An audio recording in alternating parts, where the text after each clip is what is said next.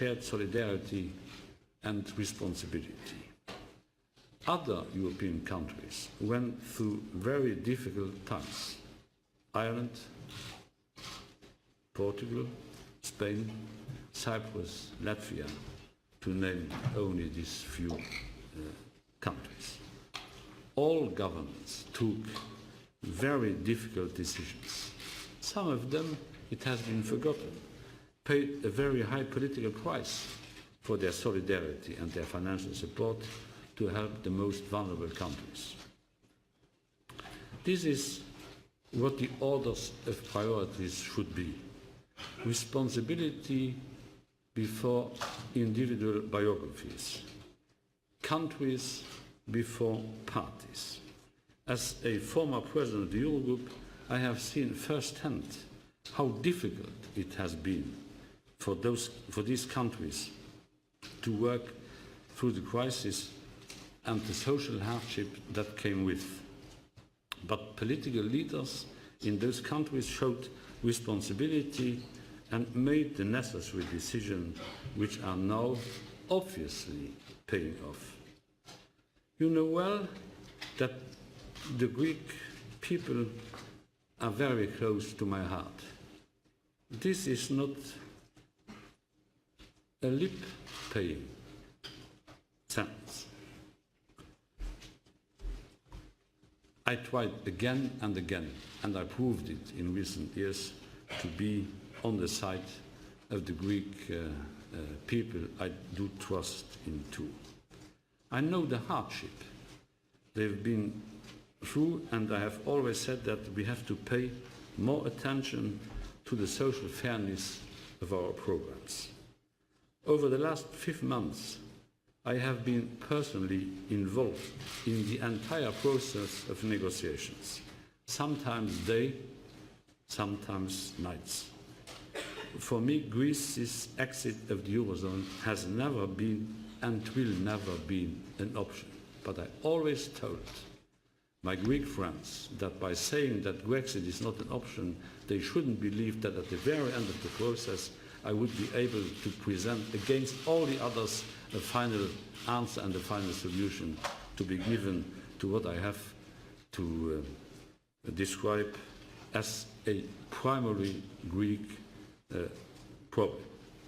I have explored all the possibilities to accommodate the Greek concerns and to make a deal with the Greek authorities in the interest, first and above all, of the Greek people, while creating, and this is important, at the same time, the right conditions for a unanimous agreement with all the other 18 democracies that are lending billions of their taxpayers' money to Greece.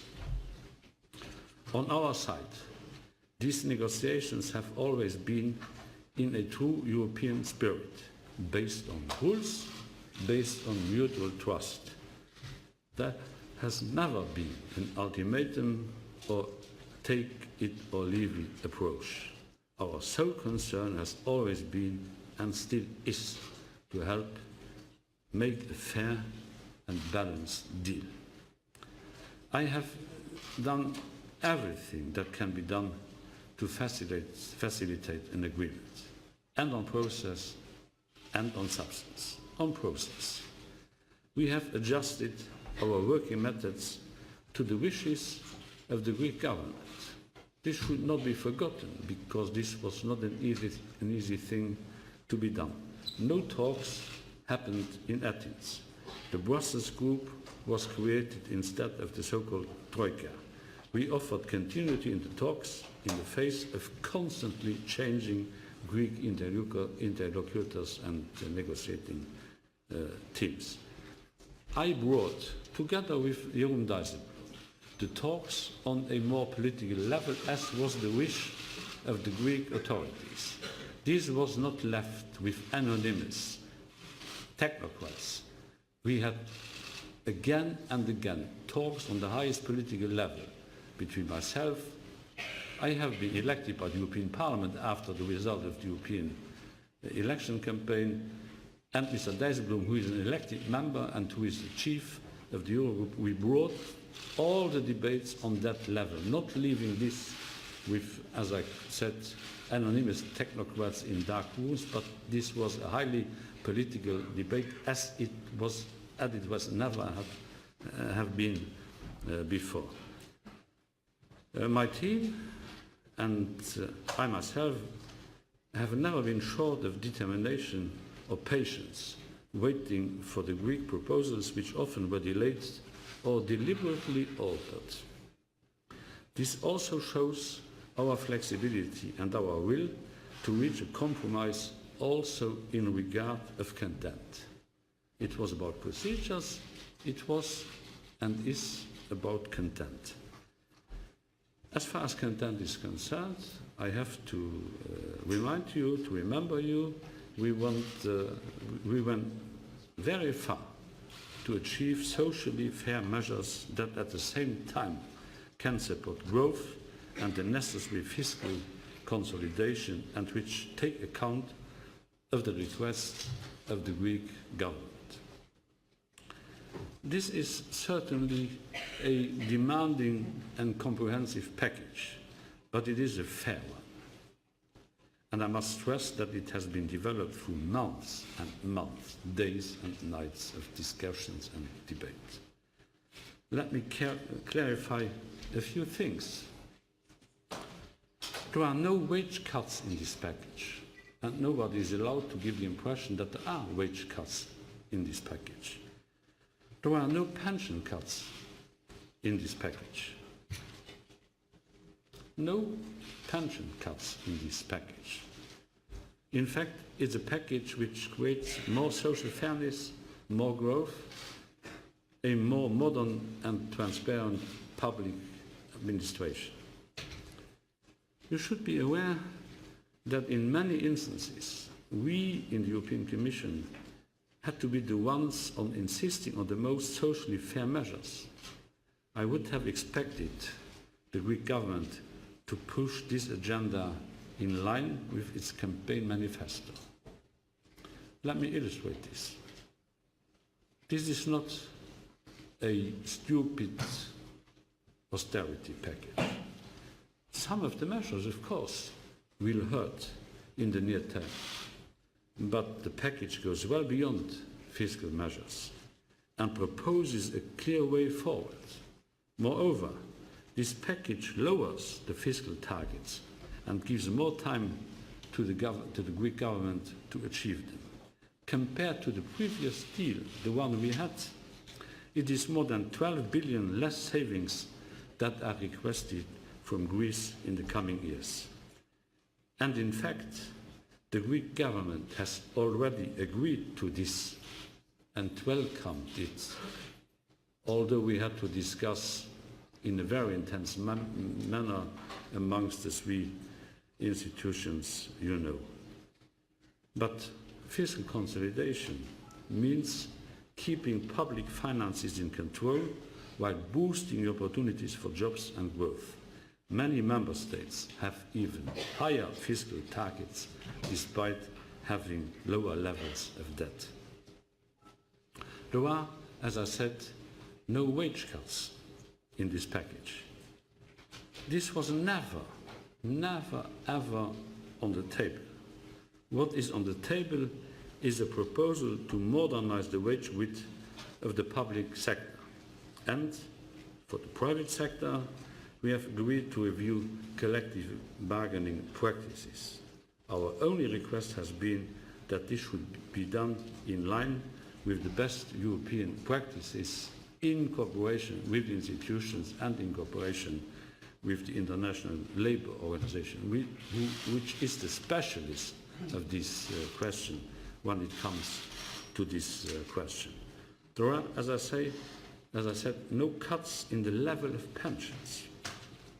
Even the Greek government, and the Greeks have to know that, even the Greek government agrees that the Greek pension system urgently needs reform to be sustainable. The Greek government is admitting that the Greek pension system is no longer sustainable. It should be fair so that everyone contributes to the welfare system according to their means. There is a menu of measures to achieve that. starting with removing incentives for early retirement. The government could also substitute measures with alternatives once as long as the number adds up. I'm repeating this sentence. The government could also substitute measures with alternatives once as long as the numbers add up. The package of the three institutions and of the President of the Eurogroup means social fairness by targeting support to the most vulnerable, for instance through a guaranteed minimum income scheme, by making sure that the efforts required from everyone are proportionate to their income, by targeting cuts areas which do not affect the average values of the average citizens, such as through defence cuts. We were asking for cuts in the defence budget, and I think that we are totally right to propose cuts in the defence budget. More social fairness by challenging vested interests, such as removing favourable tax treatments for ship owners. It took some time, if not hours, to convince, I had to do the job, the Greek government to impose a less favourable tax treatment for ship owners, although this is common sense and is in line with tax justice. The package means more social fairness by fighting corruption. Ordinary people are not those who are corrupted.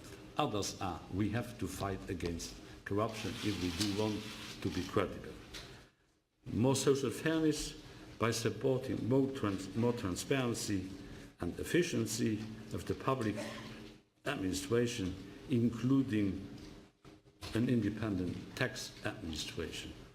Who could be against an independent tax administration? This is the normal rule in all European countries. The same rule has to be applied to Greece, and the government agrees to that undertaking. Once more, we were the ones pushing for these elements. Our offers of technical assistance have not been entirely taken up. This package, the package of the three institutions and of the President of the Eurogroup, and I have to underline here that Mr. Dijsselbloem did an excellent job throughout the last months, an excellent job, a difficult job, but never done in the most excellent way possible.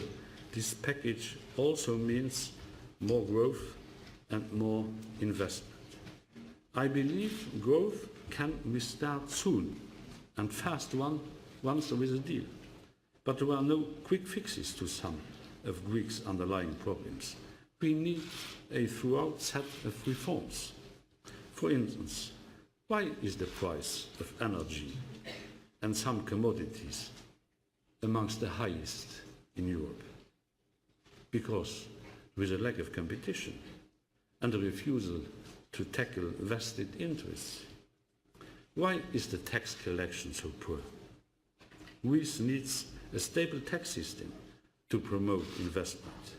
And that is why I favour the proposal to increase corporate tax, but not to the proposal for a one-off retrospective tax for 2014 profits.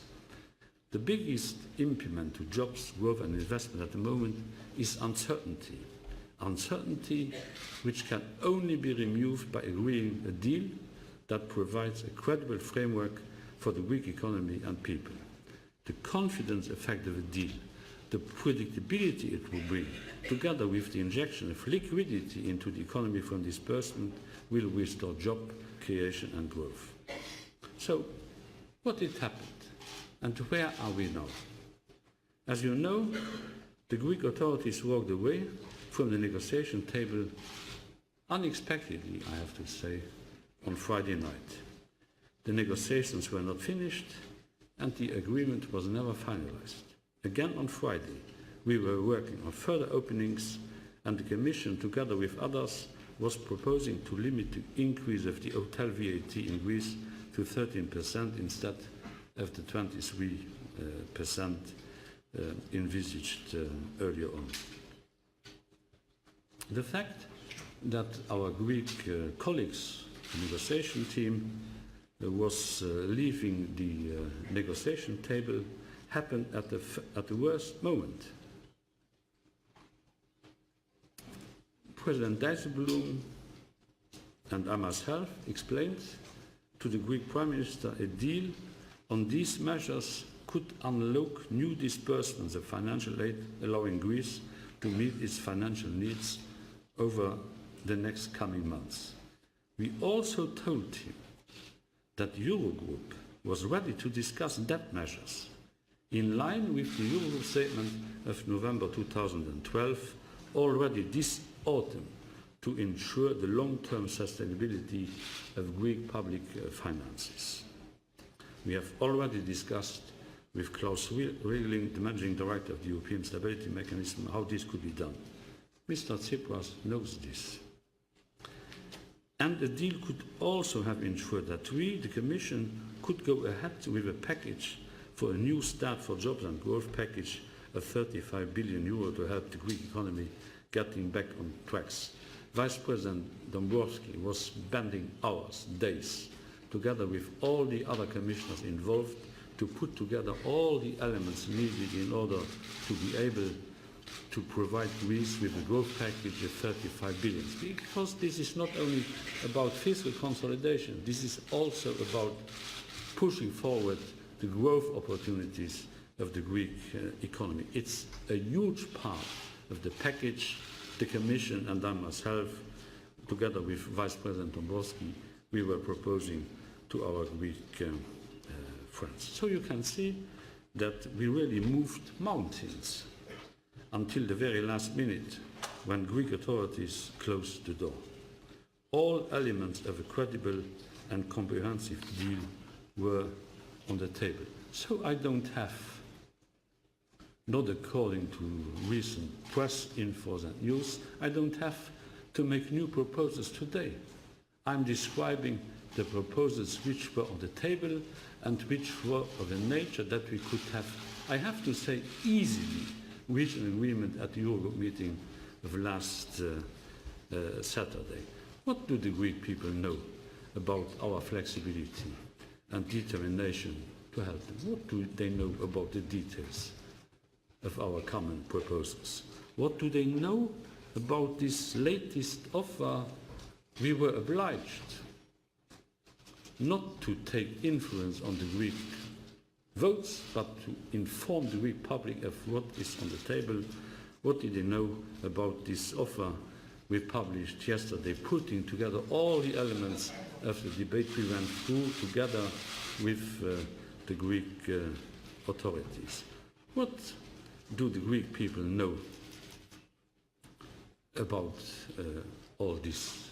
And the reason why I'm addressing the press and via you, the Greek people, they have to know what is the truth. They have to know what was on the table. They have to know all the elements of the debates we had for such a long time together when we were sitting around the same tables.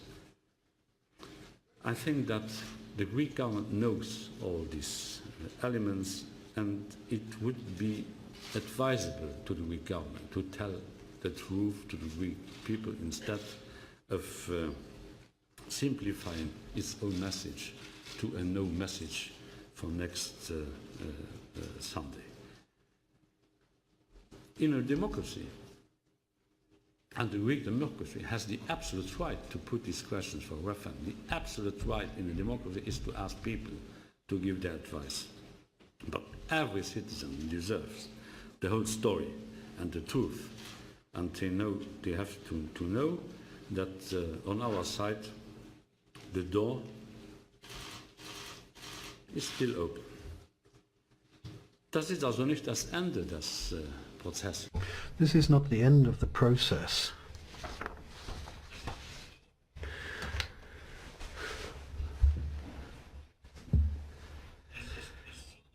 It's not so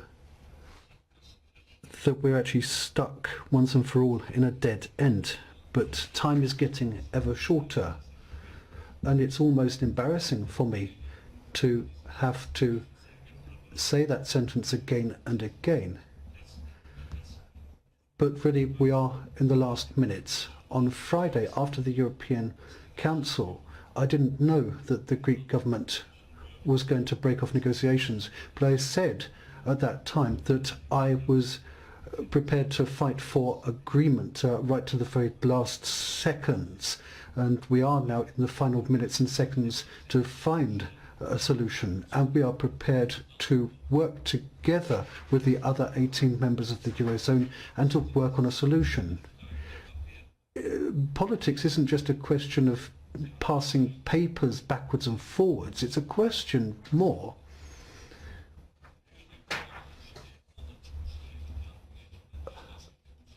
It's not really a question of accusing one another of what we have and haven't done.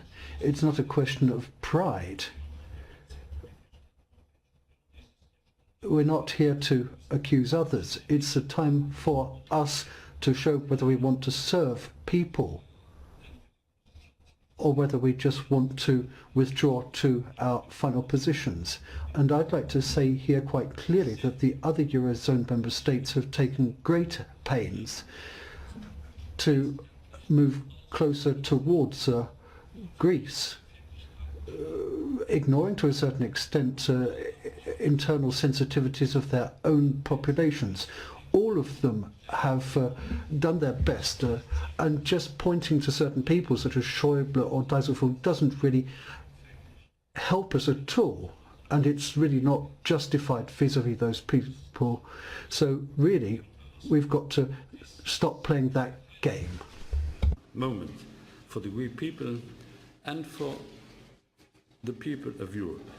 It is time for Greeks to speak up and to shape their own destiny for this generation and, more important, for the generations to come. It is time for Greece's political leaders to shoulder their responsibility, to tell their people what is really at stake, that it will not be easy but necessary. Others did it, as the Irish, as the Portuguese, as the Spaniards, the Latvians, others. It is a moment of truth. I will never let the Greek people go down, never. And I know that the Greek people don't want to let down the European Union. Greece is a member of the European family, and I want this family to stand together. Je demanderai I'd like